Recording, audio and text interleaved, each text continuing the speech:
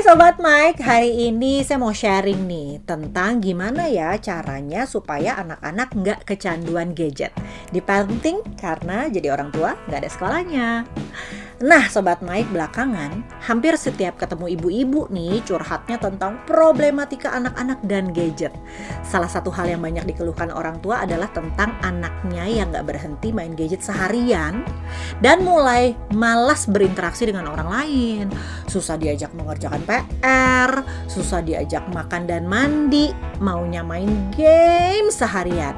Gak sedikit juga orang tua yang khawatir dengan isu kecanduan games yang sering disebut belakangan. Nah, fenomena gadget adalah fenomena baru nih yang terjadi di sekitar kita.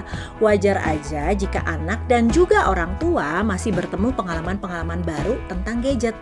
Belakangan memang mulai semakin terasa efek samping penggunaan gadget pada anak, terutama jika gadget terlanjur dijadikan alat untuk membuat anak anteng seharian dan gak mengganggu aktivitas orang tua. Alhasil, anak jadi terlanjur terbiasa bermain gadget tanpa kesepakatan dan batas waktu. Nah, hal ini nih biasanya yang jadi biang keladi dari kecanduan gadget. Karena anak gak punya batasan waktu bermain, sehingga anak merasa bisa bermain gadget kapan aja dan di mana aja. Kondisi ini memang beresiko membuat anak jadi kebablasan alias kecanduan. Jadi, ada baiknya jika orang tua membuat peraturan yang disepakati bersama dengan anak. Yang pertama adalah tentang kapan anak boleh bermain gadget. Misalnya, kamu boleh deh bermain gadget 1 jam sehari sebelum jam 8 malam. Nah, menentukan jangka waktu yang tegas dan jelas dalam bermain gadget atau bermain game sangat penting nih. Karena hal ini membuat anak belajar menyelesaikan kegiatan pada waktunya. Belajar selesai adalah salah satu cara mencegah anak dari kecanduan.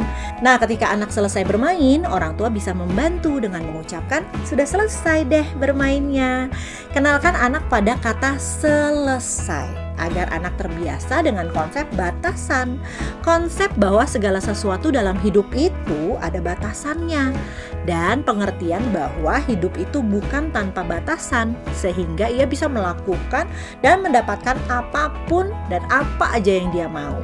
Belajar selesai juga mengurangi potensi serakah. Nah, karena kecanduan muncul dari kebiasaan serakah.